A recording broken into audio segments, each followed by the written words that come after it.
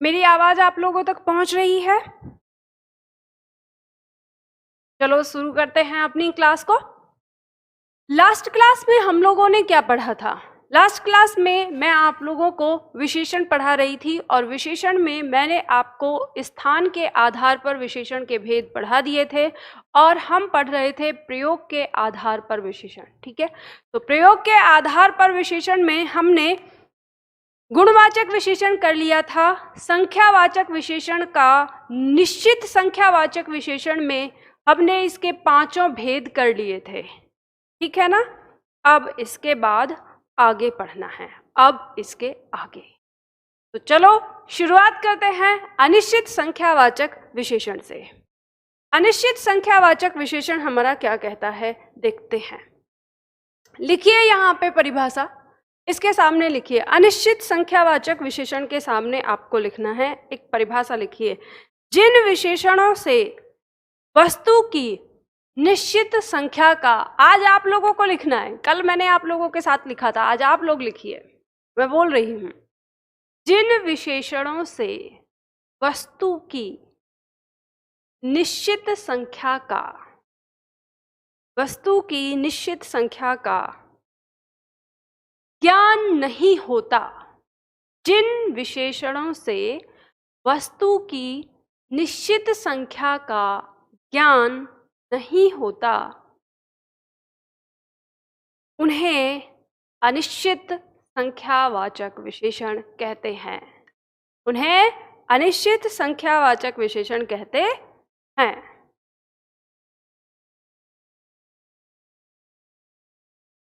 चलो इसके बाद इसमें लिखिए जैसे करके, जैसे लिखिए, जैसे थोड़ा, कम, ज्यादा, अधिक, कुछ आदि। ठीक है, कम, थोड़ा, अधिक, ज्यादा, बहुत, कुछ आदि। इस तरह के जो शब्द होते हैं जिनसे निश्चित संख्या का पता तो नहीं चलता है, लेकिन हमें पता चलता है कि हाँ किसी कुछ संख्या की बात हो रही है, किसी चीज के बारे में बात हो रही है। ठीक है, तो उसे हम क्या कहते हैं? अनिश्चित संख्यावाचक विशेषण कहते हैं।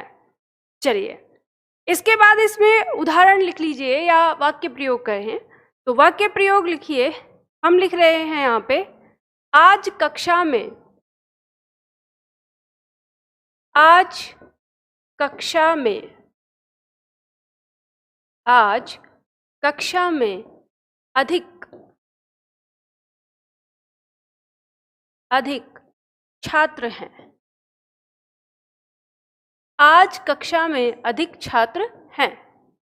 अब देखिए यहाँ पे आपको ये बात पता चलेगी कि जब हमने कहा कि आज कक्षा में अधिक छात्र हैं, तो यहाँ पे छात्र जो कि संज्ञा को दिखा रहे हैं और इसकी विशेषता अधिक। तो यहाँ पे अधिक कैसा, क्या एक निश्चित संख्या बताई जा रही है कितने हैं? नहीं, निश्चित संख्या नहीं है। कैसे है? अनिश्चित संख्या है। तो ये हमारा क्या हो जाएगा? अनिश्चित। क्या हो जाएगा? अनिश्चित संख्यावाचक विशेषण। ठीक है, और ये छात्र जो है ये क्या हो जाएगा? विशेष्य। ये क्या हो जाएगा? विशेष्य। समझ गए? लिख लीजिए।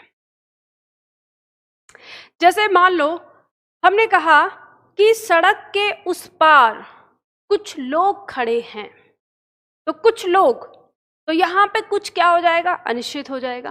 तो इस तरह से हमें पता चलता है कि ये शब्द हमारे क्या है?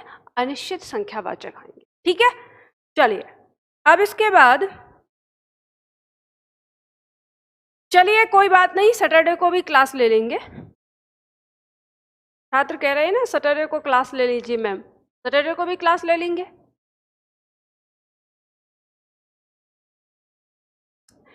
अब देखिए अगला पॉइंट हमारा यहाँ पे दिया है अपूर्ण बोधक संख्यावाचक विशेषण।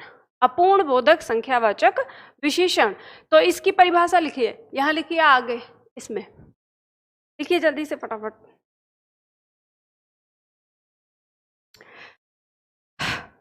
जो विशेषण अपने विशेष्य की आधी अधूरी, जो विशेषण अपने विशेष्य की आधी अधूरी संख्या के विषय में बोध कराए, जो विशेषण अपने विशेष्य की आधी अधूरी संख्या के विषय में बोध कराए, उसे अपूर्णांक बोधक विशेषण कहते हैं। उसे अपूर्णांक बोधक विशेषण कहते हैं। आधी अधूरी कैसे? जैसे उदाहरण में लिखिए, जैसे चौथाई, आधा, पौन, सवा, डेढ़, ढाई, साढ़े तीन, पौने चार आदि। ठीक है, इस तरह जो हम लिखते हैं। आप नहीं कह सकते हैं कि जिस संख्या को हम दशमलव में लिखते हैं उस संख्या को अगर हम हिंदी में लिखें तो वो हमारा अपूर्णांक बोधक में आएगा। समझ गए ना? तो अपूर्णांक बोधक का मतलब क्या है? पूर्ण नहीं है। वो जो अंक है वो पूर्ण नहीं है। अंक कैसा है? अधूरा है, आधा है। तो हम जैसे कहते हैं चौथाई, इसमें क्या हो गया? हमारा अधूरा हो गया। एक चौथाई आप कैसे लिखेंगे? या तो 1/4 लिखेंगे इस तरह से, ठीक है, या 0.25 करके लिखते हैं, है ना? तो हम जिसमें दशमलव लगा के लिखते हों या जिसको हम बटे में लिखते हों वो हमारा किस में आएगा? अगर हम इनको संख्यात्मक रूप में लिखें तब की बात कर रही हूँ। तो वैसे जो शब्द हमारे होंगे वो किस में आएंगे? अपूर्णांक में आएंगे। समझ गए ना? चलो इसमें हम एक एग्जाम्पल लिख लेते हैं, वाक्य प्रयोग करते हैं। जैसे मान लो हमने कहा तुम्हें इस भूमि का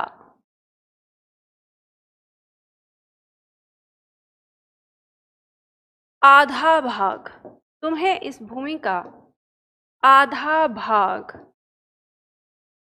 मिला है।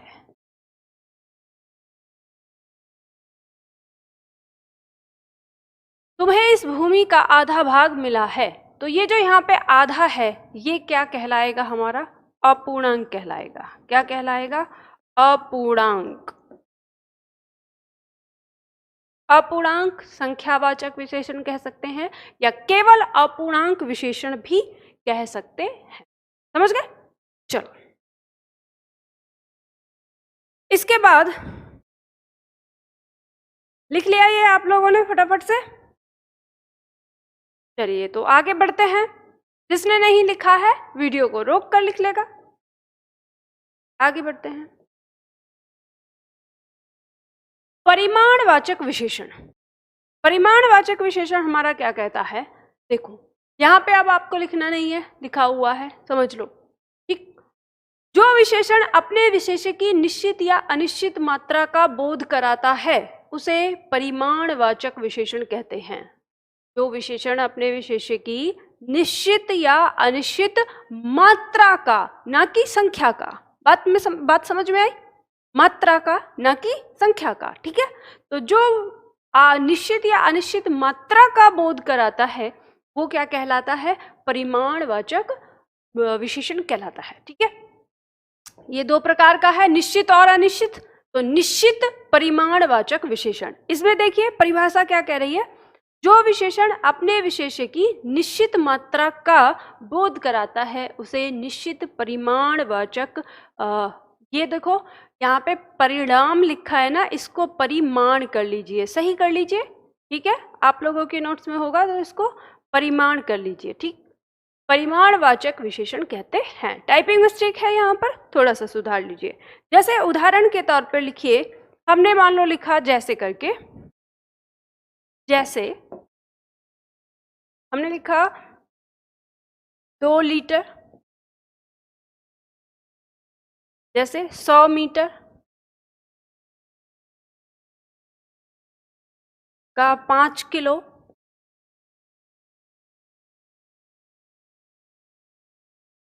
जैसे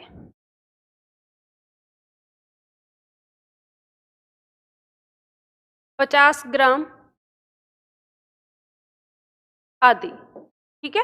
इस तरह से जब हम इस तरह से लिखते हैं, मात्रा लिखते हैं उसमें, मात्रा ये जो हमारा मापक होता है नापने का, जब हम इसके बारे में बात करते हैं तो ये हमारा आता है, समझ गए ना। तो चलिए ठीक है, तो ये आपने लिखा, इसमें वाक्य प्रयोग कर लीजिए। लिखिए, हम यहाँ पे वाक्य प्रयोग करेंगे। मेरा भाई दिन में, मेरा भाई दिन में 2 लीटर दूध पीता है, 2 लीटर दूध पीता है, ठीक है। इसमें आप देख सकते हैं दूध यहाँ पे संज्ञा है, इसका विशेषण मात्रा को बता रहा है 2 लीटर, तो यही क्या कहलाएगा, हमारा निश्चित परिमाणवाचक होगा, ठीक है। लिख लीजिएगा यहाँ पे, तो ये हमारा क्या कहलाएगा, निश्चित परिमाणवाचक विशेषण कहलाएगा, समझ गए।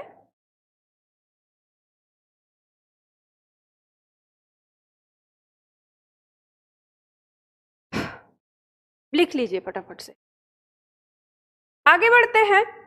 अगला हमारा कहता है, देखो विशेषण में कुछ नहीं है, मैंने आपको कल भी बताया, इतना सीधा सिंपल सरल है कि एक बार अगर आपने पढ़ लिया ना अच्छे से तो आपको हमेशा के लिए याद हो जाएगा, आपको कोई रटने की जरूरत नहीं है।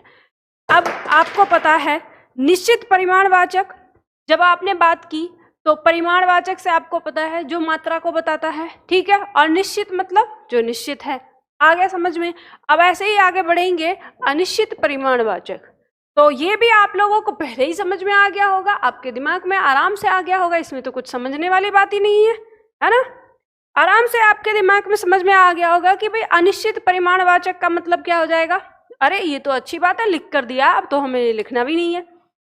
अनिश्चित परिमाणवाचक मतलब जिन विशेषण शब्दों से वस्तु की अनिश्चित मात्रा का ज्ञान होता है, ठीक है। अनिश्चित मात्रा का ज्ञान मतलब ठीक से ज्ञान नहीं होता, अनिश्चित होता है, ठीक है, उसे हम क्या कहते हैं, अनिश्चित परिमाणवाचक कहते हैं। उदाहरण दिया है, जैसे हमने यहाँ देखा, कुछ, अधिक, ज्यादा, कम, थोड़ा, बहुत आदि, ठीक है, ये हमारे क्या हो गए, उदाहरण हो गए। अच्छा, पीछे पलट के मत देखो, मुझे पता है आपने तुरंत पीछे पलटना शुरू कर दिया, अभी तो मैडम ने लिखवाए थे थोड़े से, हमने तो अनिश्चितवाचक, दिमाग में कहाँ है मैं बता देती हूँ, आपको पलट के देखने की जरूरत नहीं है। आपने कहाँ लिखे हैं ये, आपने लिखे हैं ये अभी अनिश्चित संख्यावाचक में, और अभी हमने इनको सेम टू सेम फिर लिख दिया अनिश्चित परिमाणवाचक में। अब दिमाग में कंफ्यूजन आ गया, मैडम हम कैसे पहचान करेंगे अनिश्चित संख्यावाचक है कि अनिश्चित परिमाणवाचक है, तो टेंशन मत लो, मैं बताऊंगी, है ना, परेशान मत हो। ये जो हमारे शब्द है यहाँ पर, ये हमारे शब्द अब अनिश्चित परिमाणवाचक में हैं, तो ये अनिश्चित संख्यावाचक में भी होते हैं, और कभी कभी ये हमारे अव्यय शब्दों में भी होते हैं, अविकारी शब्दों में भी, ठीक है। तो कब कहाँ कैसे होते हैं, कैसे हम इनको रखेंगे, और कभी कभी इनमें से कुछ शब्द तो ऐसे हैं जो आपके सर्वनाम में भी होते हैं, आपने सर्वनाम में भी देता है, कोई, कुछ, ये सर्वनाम में पढ़ा था ना, तो वहां भी था। तो अब कैसे अंतर करेंगे सब में कि कौन सा कहाँ है, तो वो सब बताऊंगी, टेंशन मत लो। पहले इसका उदाहरण देख लेते हैं थोड़ा सा। जैसे यहाँ पर दिया है, मैं खाने के साथ थोड़ा अचार भी खाता हूँ। अचार संख्या तो नहीं करते ना आप, इसकी मात्रा लेते हैं, है ना, और इसकी विशेषता बता रहा है थोड़ा, हमें नहीं पता कितना ज्यादा है कितना कम, समझ गए, तो थोड़ा अपने अनुसार होगा, यानी अनिश्चित है। इस नदी में इन दिनों कम पानी बह रहा है, पानी संख्या तो नहीं देख सकते ना हम, इसकी मापते हैं, तोलते हैं, और इसके लिए आगे यहाँ पे कम शब्द का प्रयोग हुआ है, मात्रा कैसी है, अनिश्चित है, बिल्कुल नहीं पता हमें, राइट। मेरा स्कूल घर से थोड़ी दूर है, यहाँ पर दूरी को बता रहा है, दूर कितना दूर है, दूर होना है ना। अब ये दूर कितना, थोड़ी दूर, तो यहाँ पे हमें कोई माप तो नहीं बताई, मतलब अनिश्चित है, तो समझ में आया ना। तो आपको हमेशा कैसे पहचानना है, देखो ध्यान रखो, जब बात हो परिमाणवाचक की तो आप ना संज्ञा के पास जाएंगे। आपको कैसे पहचानना है, आप जाएंगे संज्ञा के पास। जैसे यहाँ पे है अचार, पानी, दूर, तो आपको पता चलेगा कि भाई ये अचार, पानी या दूर, ये जो तीनों यहाँ पे संज्ञा दी हैं ये परिमाणवाचक हैं कि संख्यावाचक हैं। और आपको कैसे पता चलेगा परिमाणवाचक और संख्यावाचक के बारे में? तो संख्यावाचक वो होता है जिसकी गिनती की जा सके। ठीक है, संख्यावाचक क्या होता है? जिसकी गिनती की जा सके। यानी आपको याद होगा, याद करो वो दिन जब मैंने आपको संज्ञा पढ़ाया था और मैंने आपको कहा था कि संज्ञा का जैसे हम एक वर्गीकरण करते हैं कि व्यक्तिवाचक, गणनावाचक, अगणनीय। ठीक है, तो इसी तरह से जो गणनावाचक जिसमें गिनती होती है, अगणनीय मतलब जिसमें गिनती नहीं होती है, तो जो हमारे परिमाणवाचक होते हैं उसको हम अगणनीय कह देते हैं। ठीक है, तो वो ही संज्ञाएं हमारी आती हैं। अब परिमाणवाचक में वही हमारी संज्ञा है। तो आपको पता है अचार की गिनती नहीं करते, पानी की गिनती नहीं करते, दूर की नहीं गिनती करते हैं, तो ये हमारे परिमाणवाचक। जब ये हमारे परिमाणवाचक, तो इनसे पहले लगने वाला विशेषण भी वही होगा जो ये है। तो ये विशेषण, अब हमको ये पता है कि ये अनिश्चित है, तो अनिश्चित में ये कौन सा है? परिमाणवाचक है। तो हमें पता चल गया इसका भेद कि ये क्या है? अनिश्चित परिमाणवाचक है। अब मान लो आप कहेंगे कि ठीक है मैडम, ये तो हमें थोड़ा थोड़ा समझ में आया, और अगर मान लो हम ऐसे खो गए, अगर हमको पता नहीं चला, संख्यावाचक अगर आ गया तो हम कैसे करेंगे? तो देखो मैं आपको थोड़ा सा उदाहरण यहीं पे दे देती हूँ।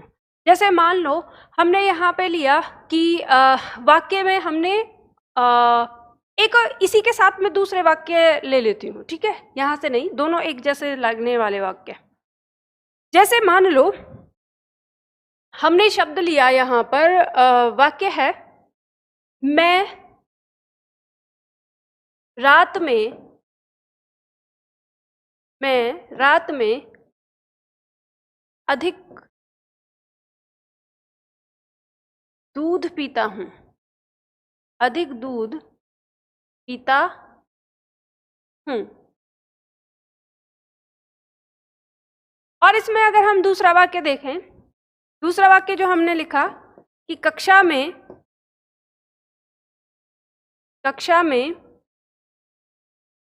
अधिक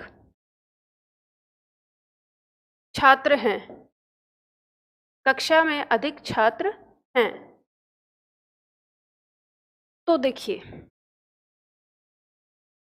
यहाँ पर भी अधिक है और यहाँ पर भी अधिक है। आप कैसे पहचानेंगे कौन सा अनिश्चित संख्यावाचक है और कौन सा अनिश्चित परिमाणवाचक है? ये आप कैसे पहचानेंगे? तो ये आप पहचानेंगे इस संज्ञा की मदद से।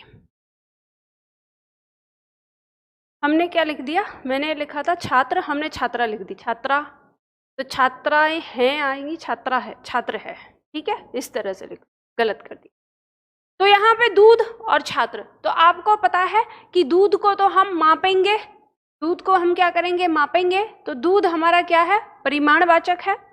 और जो छात्र है इसकी हम संख्या काउंट करते हैं, 1 2 3 4 इस तरह से गिनेंगे, तो ये क्या है? संख्यावाचक है। तो बस सिंपल सा आपको पता है, यहाँ भी अधिक, यहाँ भी अधिक, लेकिन दोनों का भेद अलग, क्योंकि ये क्या है? संख्यावाचक। तो ये हो गया अनिश्चित संख्यावाचक, अनिश्चित संख्यावाचक। ठीक है, और यहाँ पे क्योंकि ये परिमाणवाचक है, तो ये यहाँ पे हमारा क्या हो गया? अनिश्चित परिमाणवाचक। ठीक है, इस तरह से पहचान लेंगे। बताइए पहचानेंगे कि नहीं पहचानेंगे? कहीं कोई दिक्कत?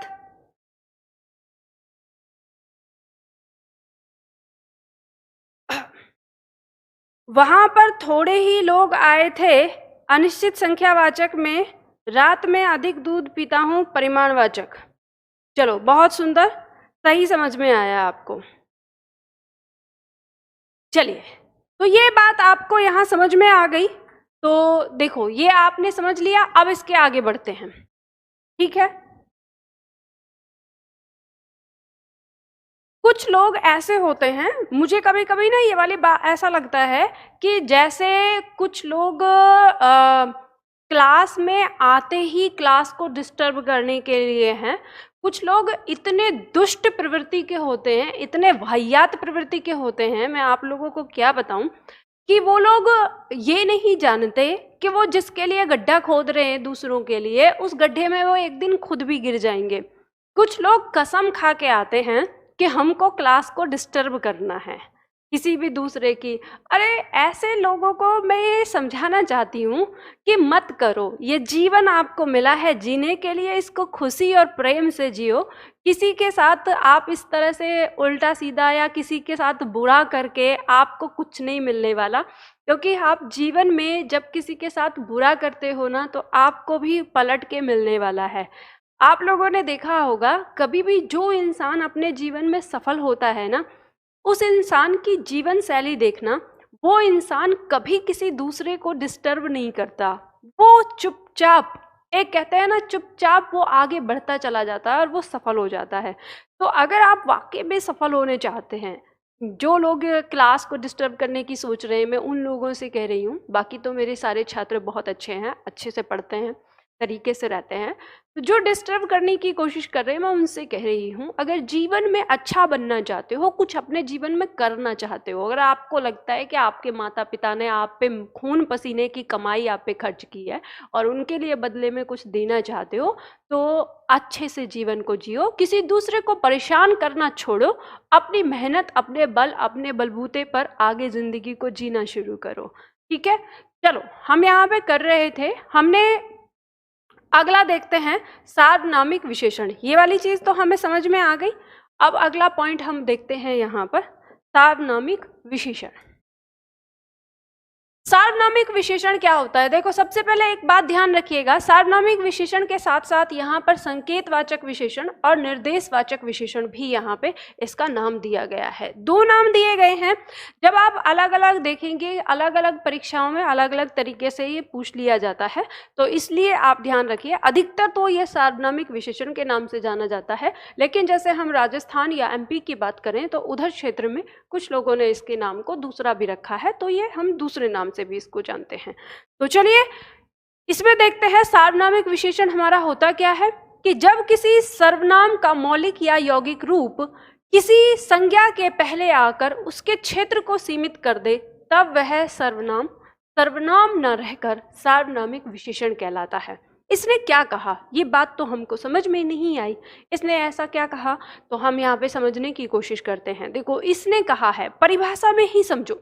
यहाँ लिखा है कि जब किसी सर्वनाम का मौलिक या यौगिक रूप, अब मौलिक रूप क्या होता है, यौगिक क्या रूप क्या होता है, मैंने आपको सर्वनाम में समझाया था।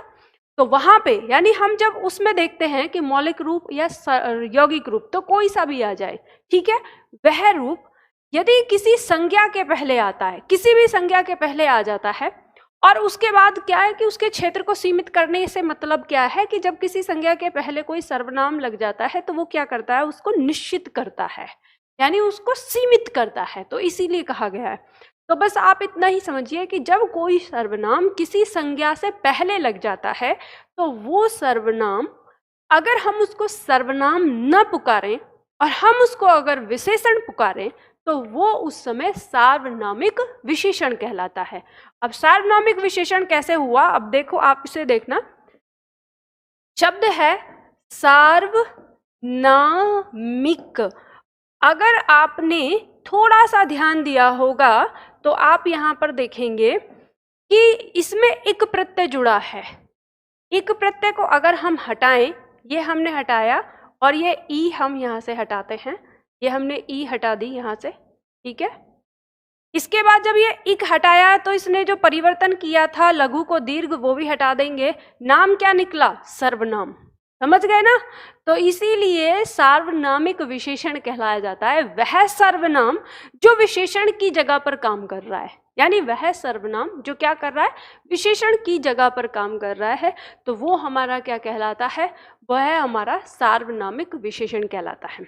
अब इसको बात आप इसमें समझना है, इसको क्या है कि जब हम कोई भी संज्ञा है, ठीक है, इस संज्ञा से पहले यहाँ पर जो शब्द आता है इस संज्ञा के लिए, वो हमेशा क्या होता है, विशेषण होता है। ये हमने पहले ही पढ़ा, ठीक है। अब अगर इस विशेषण के स्थान पर कोई सर्वनाम आ जाए, कोई सर्वनाम आ जाए, तो ये सर्वनाम सर्वनाम न कहलाकर क्या कहलाता है? सार्वनामिक विशेषण कहलाता है। बस इतना आपको समझना है। फिर आप कहेंगे कि मैम ये वाली चीज तो हमने निश्चित जो हमारा निश्चयवाचक सर्वनाम था उसमें भी पढ़ी थी, तो वहां पे भी संज्ञा के सामने सर्वनाम आया था, तो क्या हम उसे भी सार्वनामिक विशेषण कहेंगे? तो हाँ, बिल्कुल कह सकते हैं। जब हमसे एग्जामिनर अगर पूछेगा कि यह कौन सा विशेषण है, तो हम उसको सार्वनामिक विशेषण का नाम देंगे, और अगर हमसे एग्जामिनर पूछेगा कि यह कौन सा सर्वनाम है, तो अब हम उसको निश्चयवाचक सर्वनाम कहेंगे। आप कहेंगे मैम हमको कुछ समझ में नहीं आया, आपने क्या बोला, उदाहरण से समझाइए। तो चलो मैं आपको उदाहरण से समझाऊंगी, पर यहाँ पे हम कुछ उदाहरण लिख लेते हैं पहले। जैसे यहाँ पे दिया है, वाक्य प्रयोग कर लेते हैं। सर्वनाम तो आपको सारे पता ही हैं, वाक्य प्रयोग कर लो वही वाक्य प्रयोग जो आपने सर्वनाम में भी किया था कि यह गाय मीठा दूध देती है। यह गाय मीठा दूध देती है। देखो, ये गाय मतलब संज्ञा, इससे पहले यह है तो सर्वनाम, लेकिन यह किसकी विशेषता बता रहा है? गाय की। देखो कैसे, हमने यह छुपा लिया, गाय मीठा दूध देती है, ऐसे देखा हमने, तो गाय मीठा दूध देती है, कोई भी दुनिया की कोई भी गाय की बात कर रहे हैं, लेकिन जैसे ही हमने यह को लगाया तो यह गाय मीठा दूध देती है, तो यह एक गाय को सीमित कर रही है ना, गाय का क्षेत्र की हम किसकी बात कर रहे हैं, तो इसने गाय की विशेषता बताई, तो इसलिए जो ये हमारा यह है, ये हमारा यह क्या कहलाएगा? सार्वनामिक विशेषण कहलाएगा। यहाँ पर समझ गए? तो चलिए, ये अब इस चीज को हमें समझना है, क्योंकि हमारे दिमाग में अभी भी कंफ्यूजन है कि मैम निश्चयवाचक सर्वनाम और सार्वनामिक विशेषण, इसमें हम अंतर कैसे करेंगे। किताबें आपको दो अलग अलग तरह के उदाहरण देके आपको बता देती हैं सिंपल कि ये होता है, ये होता है, और रियलिटी आपको नहीं बताती। तो मैं आपको यहाँ पे समझाती हूँ कैसे। आप देखो, कुछ उदाहरण लेंगे और उससे हम समझने की कोशिश करेंगे कि दोनों ही चीज एक है। वो कैसे है वो आपको समझना है। देखो, ध्यान रखना, एक वाक्य है, वाक्य हमने यहाँ पर लिखा, यही वाक्य ले लेते हैं हम कि यह गाय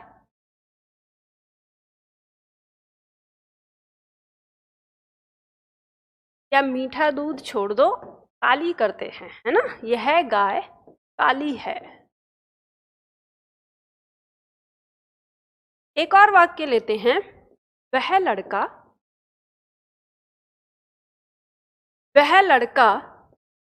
दिल्ली गया है।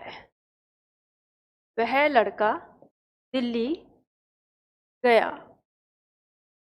अब ये दो वाक्य हैं और यहाँ पे आपके सामने दो प्रश्न हैं। एक है, इन वाक्यों में, ठीक है, कौन सा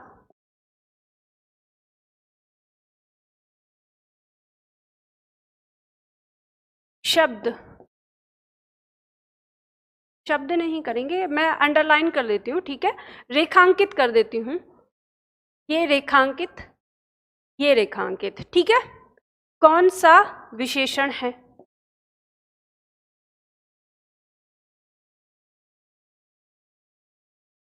और दूसरा प्रश्न यहाँ पे मैंने रखा, कौन सा सर्वनाम है। कौन सा सर्वनाम है, ठीक है, दो प्रश्न हैं। अब आपको समझना है, जो हमने रेखांकित किया है, रेखांकित किया हुआ शब्द कौन सा विशेषण है और कौन सा सर्वनाम है। तो देखो, जब बात होगी आपसे विशेषण की, जब पूछेगा कि ये रेखांकित वाला कौन सा विशेषण है, तो आपको पता है कि संज्ञा से आगे लगा है, ये संज्ञा की विशेषता बता रहा है, इस संज्ञा की ये विशेषता बता रहा है, तो ये विशेषण तो है ही, लेकिन विशेषण में कौन सा विशेषण है, तो आप इसका उत्तर देंगे कि यह सार्वनामिक विशेषण है। क्या है? सार्वनामिक विशेषण, ठीक है, सार्वनामिक विशेषण। और जब आपसे ये पूछेगा कि सर्वनाम कौन सा है, तो आपको पता है ये क्या कर रहा है, निश्चित कर रहा है इन दोनों को, तो कैसे, कौन सा कहलाएगा? निश्चयवाचक। निश्चयवाचक सर्वनाम। ठीक है, क्या कहलाएगा? निश्चयवाचक सर्वनाम। बात आ गई समझ में? लेकिन ये दोनों क्या हैं? एक ही हैं। इसको ऐसे समझ लो, जैसे मान लो आपका घर का नाम सोनू है और आपका स्कूल का नाम सुरेश है। जब आप स्कूल में जाएंगे तो आपको सभी लोग सुरेश कहेंगे, लेकिन जब आप घर पे जाओगे तो आपके घर के लोग आपको सोनू कहेंगे। लेकिन आप तो आप ही हो ना। स्कूल में आप अलग हो और घर पे आप अलग हो, यानी आपकी दो कैटेगरी हो गई। समझ गए? तो इसी तरह से ये जो शब्द हैं ये हमारे ऐसे शब्द हैं जो जब विशेषण की श्रेणी में आते हैं तो सार्वनामिक विशेषण कहलाते हैं, और जब ये सर्वनाम की श्रेणी में आते हैं तो निश्चयवाचक या इसके अलावा कुछ और। समझ गए ना? तो ये यहाँ पर ध्यान देना है आपको। जैसे मान लो हमने ये लिखा शब्द, जैसे हमारे आ जाते हैं कि वह लड़का या वह लड़की या यह पुस्तक या मेरी पुस्तक या मेरा भाई, तो ये जितने भी यह वह मेरा मेरी, ये सब किस में आएंगे? ये सार्वनामिक विशेषण के अंदर आएंगे। बात आ गई समझ में? चलो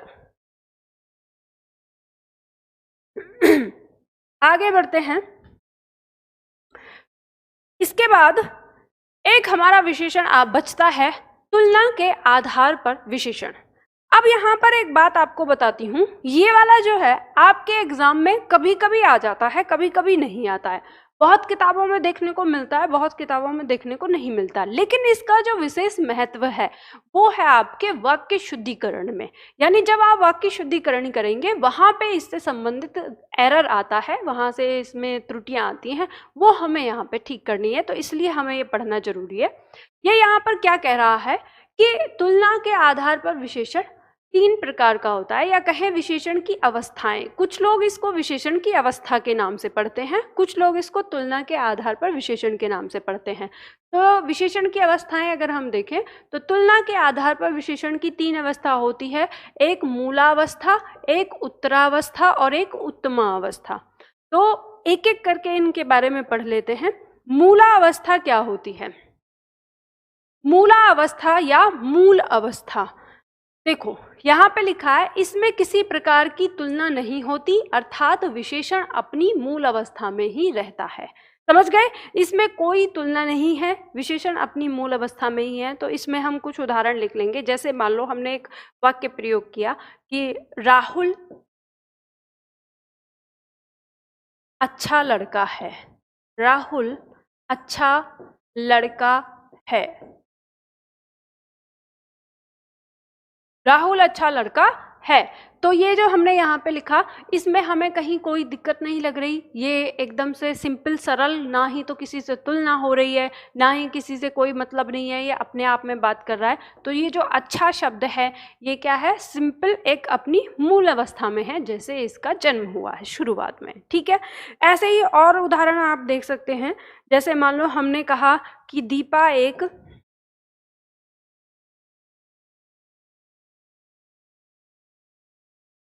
हमने लिखा जैसे दीपा एक अच्छी माँ है। दीपा एक अच्छी माँ है। तो यहाँ पे अच्छी, ये भी क्या है? दीपा की एक ही बात कही जा रही है, दीपा के बारे में बात कही जा रही है, किसी से तुलना नहीं हो रही, कुछ नहीं हो रहा। तो यहाँ पे जो अच्छी विशेषण है ये भी अपनी मूल अवस्था में है, इससे किसी का कोई लेना देना नहीं है। जब हम आगे बढ़ते हैं, दूसरा पॉइंट हमारा कहता है उत्तरावस्था। तो उत्तरावस्था हमारी क्या होती है वो ध्यान दीजिए। तो उत्तरावस्था में हम देखते हैं कि इसमें दो वस्तुओं तथा दो वस्तुओं या व्यक्तियों की तुलना की जाती है। सबसे पहली चीज, ठीक है, इसमें दो वस्तु या दो व्यक्तियों की आपस में क्या होती है? तुलना होती है। अथवा इसमें दो व्यक्ति या वस्तुओं की आपस में तुलना करके किसी एक को अधिक या किसी एक को कम, नीचे, या मतलब कहते हैं कि या तो किसी एक को अधिक ऊंचा बताया जाएगा या किसी एक को अधिक नीचा बताया जाएगा। इस तरह का भाव वाक्य में होता है। या तो तुलना ही होती है, या कहते हैं कि ये इससे बेहतर है, ये इससे बुरा है, मतलब या तो उसे ऊंचा दिखाया जाएगा या तो उसे नीचा दिखाया जाएगा। और इसके अलावा इस उत्तरावस्था वाले जो विशेषण होते हैं उनके अंत में ना तर शब्द लगा होता है, अधिकतर आपको दिखेगा, है ना। तो यहाँ पे हम देखते हैं, तो उदाहरण लिख लेते हैं। जैसे मान लो हमने यहाँ पे एक उदाहरण लिखा कि हम लिख रहे हैं यहाँ पे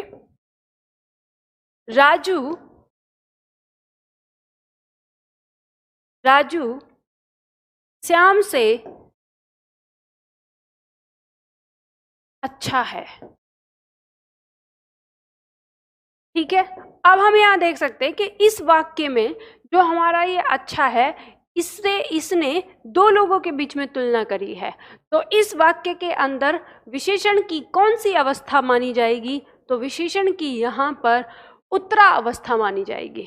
ठीक है, क्या मानी जाएगी? उत्तरावस्था। समझ गए? इसी तरह से प्रश्न आते हैं परीक्षा में, और ये 12th में भी प्रश्न आते हैं इसके साथ, है ना, अगर आप में से कोई छात्र है तो 12th का। इसके अलावा हम यहाँ पे लिख सकते हैं, जैसे मान लो हमने कहा कि तुम्हारा घर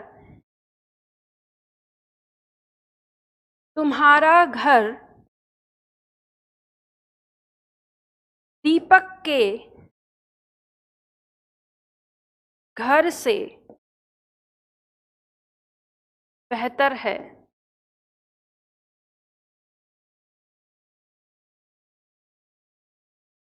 तुम्हारा घर दीपक के घर से बेहतर है।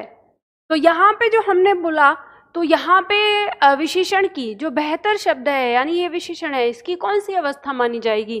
तो इसकी अवस्था मानी जाएगी उत्तरावस्था।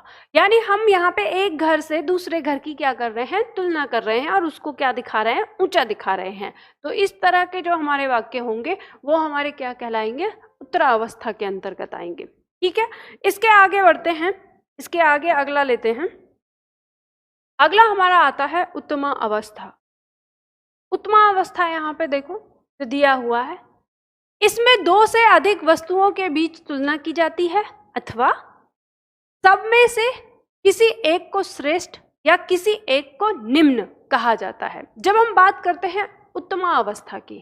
ठीक है, तो उत्तमा अवस्था में हम कई सारे यानी दो से अधिक व्यक्तियों के बीच में तुलना करते हैं, या फिर हम सब में से बेहतर या सब में से खराब, इस तरह के शब्दों में या इस तरह के भाव के साथ वाक्य बनाते हैं। तो वो विशेषण की कौन सी अवस्था होती है? उत्तमा अवस्था होती है। तो यहाँ पे और इसमें पहचान के लिए कभी कभी कुछ शब्दों में तम लगा होता है। जैसे यहाँ पे आपको पहचान के लिए कुछ शब्द भी दिए हैं। देखो, उत्तमा अवस्था जो होती है उसके कुछ शब्द भी होते हैं जिनको आप देख के ही पहचान लेंगे। जैसे दिया है सबसे बढ़कर, सर्वाधिक, सबसे, सभी, सर्वोच्च, श्रेष्ठ, श्रेष्ठतम, तो ये आ गया ना तम। ठीक है, इस तरह से आदि शब्दों का प्रयोग पाया जाता है। तो इस तरह से हम श्रेष्ठतम, उच्चतम, अधिकतम इस तरह का प्रयोग करते हैं। ठीक है, अब जैसे मान लो उत्तरावस्था की बात कर रहे थे, उसमें तर लगाना है, तो हम कह सकते हैं अधिकतर, निम्नतर, उच्चतर, इस तरह का प्रयोग कर देते हैं, उससे पहचान सकते हैं। समझ गए? तो इसमें वाक्य प्रयोग कर सकते हैं। मान लो जैसे हमने कहा, हमने शब्द लिखा कि दीपू सबसे अच्छा छात्र है। दीपू सबसे अच्छा छात्र है। तो सबसे तुलना हो रही है इसकी, सब में से, तो यहाँ सबसे आ गया। तो अब हमें यहाँ पता चल जाएगा कि विशेषण की कौन सी अवस्था है इसमें, तो उत्तमा अवस्था है। ठीक है, तो इसी तरह से हम प्रयोग करते हैं।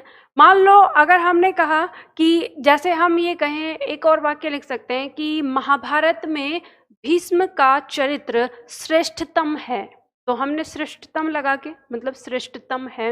या हम कहें कि मुंशी प्रेमचंद का उपन्यास गोदान सभी उपन्यास में, या फिर ऐसे ही मुंशी प्रेमचंद का उपन्यास श्रेष्ठतम उपन्यास गोदान है, इस तरह से हम रखें। तो मतलब श्रेष्ठतम तो उनके सभी में से निकाल रहे हैं, तो इस तरह के हम प्रयोग करते हैं, तो वो हमारा क्या आता है? उत्तमा अवस्था में आता है। बात आ गई समझ में?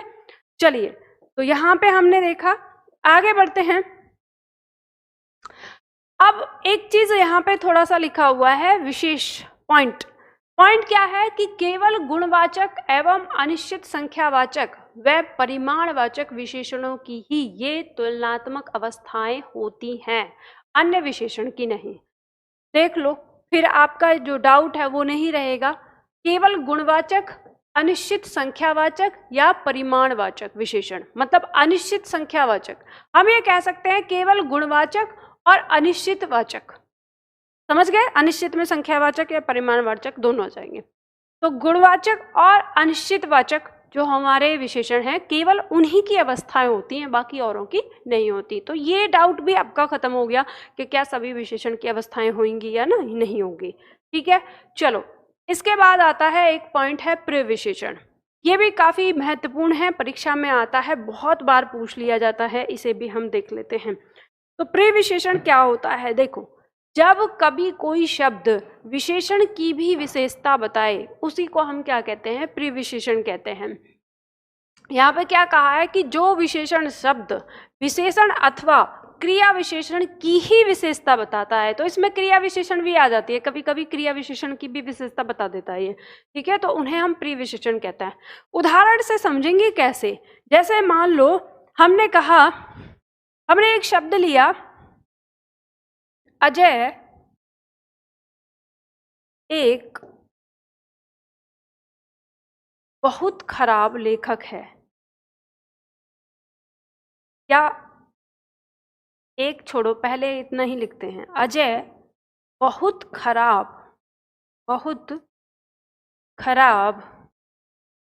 लेखक है।